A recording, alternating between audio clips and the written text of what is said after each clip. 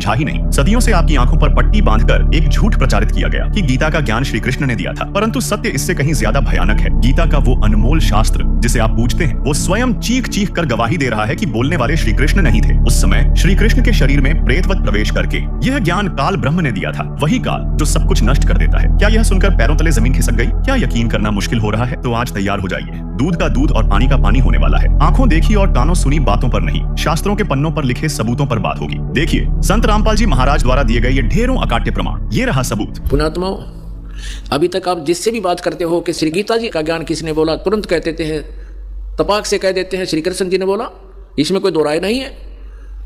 ये बिल्कुल अज्ञानी है, इनको क्या इनका पता नहीं किसी चीज का। अब देखिए, श्री कृष्ण जी ने कहा कि मैं तो गीता के बारे में जानता नहीं, मैंने क्या बोला था। क्योंकि जैसे कोई प्रेत किसी में प्रवेश कर जाता है, वो प्रेत बोलता है, उसके निकलने के बाद फिर वो आत्मा को पता नहीं होता कि मैंने क्या बोला था, और ही बताया। इसके 667 पृष्ठ पर हम चलते हैं। इतना सुंदर था।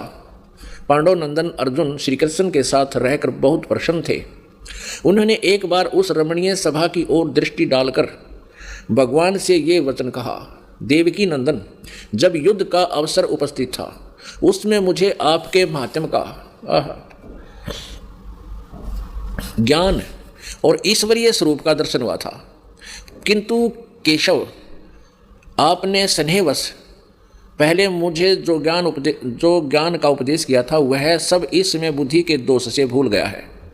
होती है कि वो ज्ञान गीता वाला मुझे फिर सुना दे, मैं सुनना चाहता हूँ। इधर आप अत्यंत गोपनीय विषय का श्रवण कराया था, अपने स्वरूप भूत धर्म सनातन पुरुषोत्तम तत्व का परिचय दिया था और नित्य लोकों का भी वर्णन किया था। किंतु तुमने जो अपनी नासमझी के कारण उस उपदेश को याद नहीं रखा, यह जानकर मुझे बड़ा खेद हुआ है। उन बातों का अब पूरा स्मरण होना संभव नहीं जान पड़ता।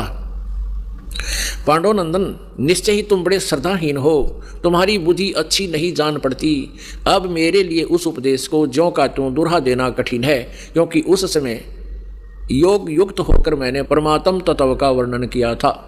पुण्यात्माओं, अब श्री कृष्ण जी अर्जुन पर तो डांट मार रहे हैं, धमका रहे हैं कि तू बड़ा श्रद्धाहीन है, तेरी बुद्धि अच्छी नहीं है, तूने याद क्यों नहीं रखा गीता जी के ज्ञान को। और स्वयं कह रहे हैं, अब मुझे वो पूरा फिर याद नहीं आ सकता। कोई बात हुई है? इसे सीधा श्री कृष्ण जी ने कह भी नहीं पता था कि गीता में मैंने बोला क्या है। पुण्यात्माओं, अब ये दास सत्संग कर रहा है जिस विषय पर, और आप सुन रहे हो, जो प्रथम बार इस ज्ञान को सुनेगा उसको 20% याद रहेगा मुश्किल से।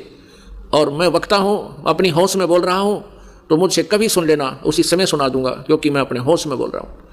और आप मुझसे पूछो कि वो सुनाना वो विषय जो उस दिन सुनाया था, और मैं कहूँ तुमने याद क्यों नहीं रखा, मुझे याद नहीं, इससे सिद्ध है कि मैंने बोला ही नहीं। यानी किसी और कोई भूत बोल गया मेरे अंदर आकर के, तब मैं ऐसी बातें कह सकता हूँ।